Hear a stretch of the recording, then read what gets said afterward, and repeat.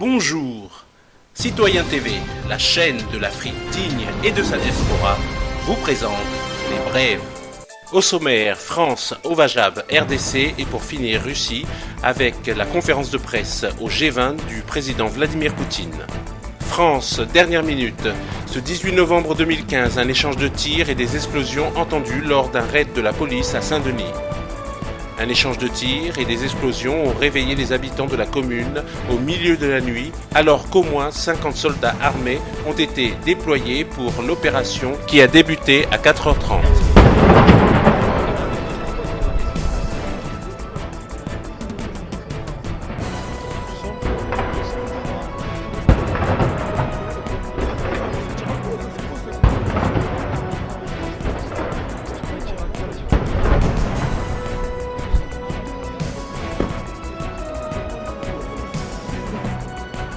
Tout de suite, Ovajab. Serein, la lutte continue contre la voyoucratie occidentale. Si le combat de notre souveraineté passe par un procès pour que définitivement les commanditaires de ce qui nous arrive en Afrique soient exposés au monde, allons au procès avec sérénité. Courage, ne baissons pas les bras, on va aller jusqu'au bout. À partir de ce jour, plus de soutien politique aux partis impliqués dans la déstabilisation en Afrique. On les connaît tous, ils ont diabolisé le président Laurent Gbagbo et continuent de diaboliser ceux qui disent la vérité ici et en Afrique. C'est la libération de Gbagbo qui apaisera la Côte d'Ivoire. Donc restons mobilisés autour du président Laurent Gbagbo, président légitime de Côte d'Ivoire, victime d'un coup d'État de la France, puis otage à la CPI suite au mensonge de Fatou Draman Bensouda et son dossier mal soudé au profit du Dramanistan, la version france-africaine de la Côte d'Ivoire. En effet, la Côte d'Ivoire traverse depuis 2002 une profonde crise engendrée par une rébellion armée soutenue par la France. La situation s'est aggravée depuis que Laurent Gbagbo, président constitutionnellement élu et investi, a été livré le 11 avril 2011 par l'armée française à Ouattara et déporté le 1er décembre 2012 à La Haye, où la procureure Bensouda peine à réunir des preuves contre lui.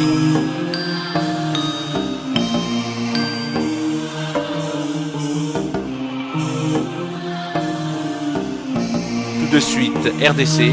Moïse Kizonga Pierrette est la nouvelle questeur de la Commission électorale nationale indépendante. Sa candidature a été entérinée en plénière ce lundi par les députés nationaux. Elle remplace donc Chantal Ngoï à ce poste, membre du MSR qui a démissionné et qui s'est allié au G7. Au cours de la même plénière, le projet de loi sur l'eau a été adopté. Et pour finir, conférence de presse au G20 du président Vladimir Poutine. Bien évidemment, c'est un sujet, des sujets clés.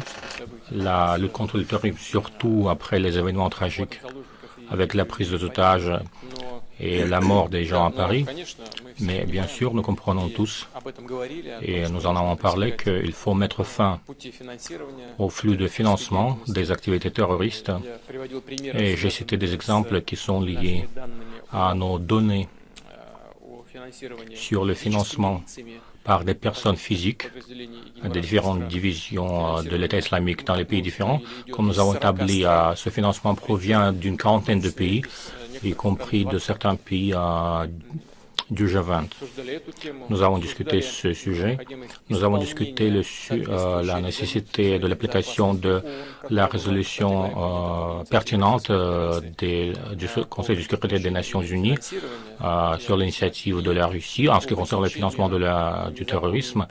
Et il faut mettre fin à la contrebande des objets d'art que les terroristes volent dans les musées sur le territoire qu'ils contrôlent.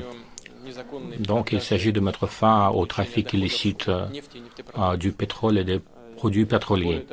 En plus, j'ai montré à nos collègues nos photos prises depuis l'espace et les avions où on voit clairement quelle est l'échelle de ce trafic illicite du pétrole et des produits pétroliers.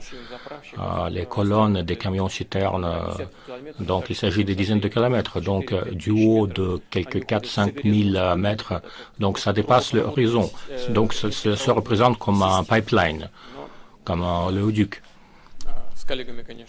Bien sûr, nous avons discuté cette question avec nos collègues et j'espère que nous allons continuer à travailler là-dessus. Et je crois que c'est un travail très important pour lutter contre la terreur. Je pense qu'il est seulement possible, mais nécessaire de le faire. Je l'ai déjà dit à la session de l'Assemblée générale des Nations unies consacrée le 70e anniversaire de l'organisation. Je l'ai déjà dit. Les événements tragiques qui ont suivi ont confirmé notre justesse. Mais comment devrait être cette coalition? Il n'y a rien de compliqué. Il faut mettre en place un travail concret afin de prévenir les attentats terroristes, de les prévenir à l'échelle mondiale. Nous avons proposé une coopération contre l'État islamique. Malheureusement, nos partenaires aux États-Unis, initialement, ont répondu par la négative. Ils nous ont envoyé une note verbale écrite qui disait que nous rejetons votre proposition. Mais effectivement, la vie continue, la vie avance très rapidement et très souvent la vie nous apporte de très bonnes leçons. Je pense que la prise de conscience est venue, que tout le monde partage l'idée qu'il faut combattre le terrorisme ensemble. Nous n'avons jamais fermé cette porte et donc nous estimons que cette coopération peut être mise en place au niveau politique et entre les services spéciaux qui doivent coopérer de façon plus active, s'échanger d'informations, s'entraider et se prévenir de toute menace existante. S'agissant du track de la piste syrienne, tout d'abord, nos ministres des Affaires étrangères ont commencé à travailler dessus. Alors, il faut savoir quels sont les groupements que nous considérons comme terroristes et quels sont les groupements qui peuvent être considérés comme une partie armée mais saine de l'opposition aérienne et comment concentrer notre action contre les organismes terroristes. Tout cela pour créer le contexte nécessaire pour un règlement politique de la crise syrienne. Non, je dois dire que ces critiques n'ont pas été émises. C'est difficile de critiquer la Russie. Lorsqu'on nous dit « vous frappez dans un mauvais endroit », alors dites-nous où est le bon endroit pour frapper. On ne nous dit rien. On ne donne pas d'autres cibles. Alors dites-nous où il ne faut pas frapper. Alors, ils disent rien. Alors, comment peut-on critiquer la Russie dans ce contexte? Non,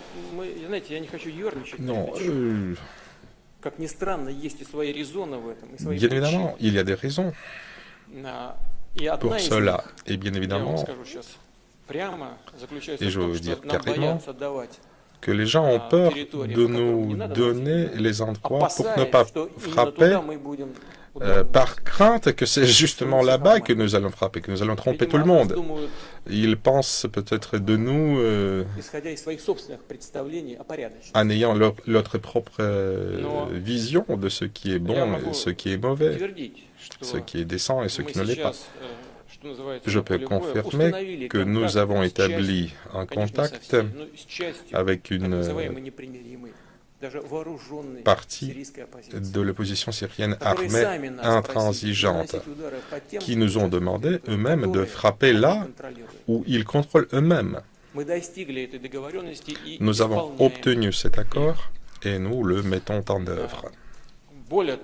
Qui est de plus, cette partie de l'opposition syrienne armée estime possible de commencer une action militaire active contre les organisations terroristes, notamment l'État islamique, si nous apportons notre soutien par nos avions. Et nous sommes prêts à le faire. Si cela a lieu, alors cela signifiera qu'il y aura une armée de l'Assad de l'autre côté et que la coalition armée combattront l'ennemi commun. Je pense que c'est une très bonne base, un très bon socle pour un travail postérieur en ce qui concerne la solution politique. Et d'ailleurs, je me suis rendu récemment dans le cadre du format Normandie en Paris. C'est M. Hollande qui a lancé cette idée le premier. Nous avons fait des premiers pas dans ce sens qui sont plutôt positifs, mais bien évidemment, nous avons besoin de l'assistance des États-Unis, des pays d'Europe, de la Turquie, de l'Arabie Saoudite, de l'Iran, pour rendre ce processus irréversible. Et c'est de cela que nous avons parlé aujourd'hui avec les collègues en détail. Malheureusement, personne ne peut s'assurer contre les attentats terroristes. Par exemple, la France était considérée comme un pays qui avait une position rigide par rapport au président Assad, une position dure. Et nos amis français ont toujours dit qu'il y avait une condition préliminaire avant de lancer le processus. C'est le départ d'Assad. Est-ce que ceci a permis à Paris d'éviter ces attentats? Non. Je pense que nous ne devons pas mettre au premier plan des questions secondaires. La première chose que nous devons faire, c'est de réunir nos efforts dans la lutte antiterroriste et sur ce fondement s'entendre sur les transformations politiques futures. En ce qui concerne le crash d'Airbus russe, c'est une douleur énorme pour tout le peuple russe. Et quelle que soit la raison de ce crash, le grand nombre de victimes, c'est une tragédie énorme pour nous tous. Oui, nous savons qu'il y a plusieurs versions, mais une conclusion finale sera faite à l'issue de toutes les expertises. Quelles sont ces expertises? S'il y avait une explosion, alors sur le fuselage le revêtement de l'avion et sur les choses appartenant aux passagers, on devrait trouver des traces d'explosifs. Et nous avons suffisamment de matériel et de très bons experts de niveau international qui sont en mesure de découvrir ces traces d'explosifs. C'est seulement après cette expertise qu'on pourra parler des raisons, des causes de cette tragédie. Un collègue a demandé si les pays occidentaux ont travaillé de façon efficace ou pas, si notre action contre l'État islamique était efficace ou pas. Je pense que ce n'est pas l'heure de parler de l'efficacité et qui est efficace, qui ne l'est pas. Les avions français ont augmenté le nombre de sorties de combat, mais si vous comptez le nombre de sorties faites par les pilotes russes, alors vous aurez une idée de l'intensité de ces opérations militaires. Mais je répète, ce n'est pas l'heure. L'heure n'est pas venue de dire qui est meilleur, qui est pire, et pourquoi l'action antérieure a été moins efficace. Maintenant, il faut regarder de l'avant. Il faut réunir nos efforts pour combattre la menace commune. Je vous remercie de votre attention.